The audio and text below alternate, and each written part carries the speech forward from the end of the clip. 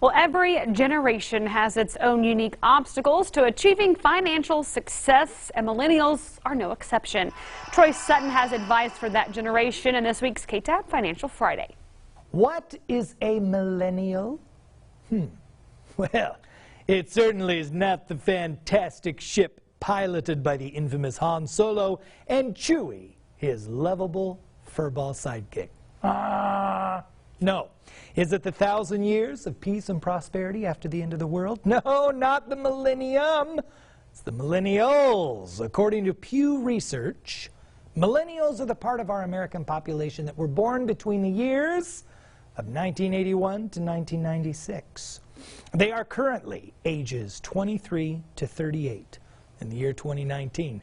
And this generation was old enough when the Twin Towers were bombed to know that something significant had occurred that changed the fabric of our nation.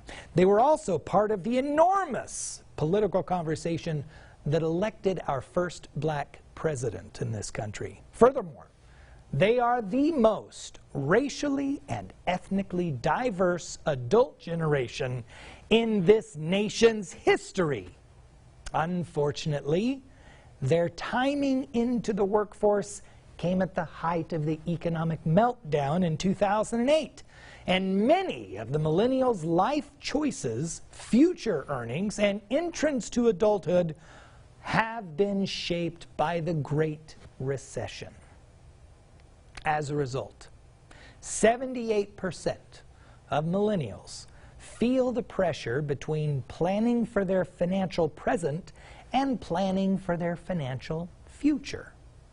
More than a quarter, an estimated 28%, are feeling so much anxiety about money that it impacts their work, keeps them up at night, makes their heart race, which all causes poor money management, like on one end of the spectrum, Scroogely counting every penny, bah, humbug, or going on spending sprees and ignoring the realities of their financial world.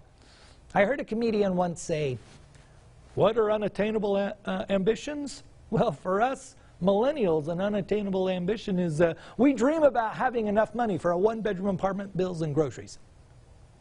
A study for the National Institute on Retirement Security shows that 66%, two-thirds of millennials aren't saving enough for retirement. Now that alone can cause anxiety with every day closer to the inevitable. Now, what's a 90s kid? It's a sad adult, one comic pined. So, not to be depressed, but those are some realities. How do you deal effectively with financial anxiety? Well, I've got 4 steps to consider right now. Number 1, listen to the cues that your body and mind are telling you. They're either gently nudging you with a knot in your gut, or maybe some clammy hands, or maybe your body is trying to beat you over the head with a lead calculator by preventing you from getting out of bed in the morning. Either way, pay attention. Number 2, make a money assessment. It isn't complicated. It's not rocket science. And millennials of all generations can make a basic Excel spreadsheet. So answer these 2 questions.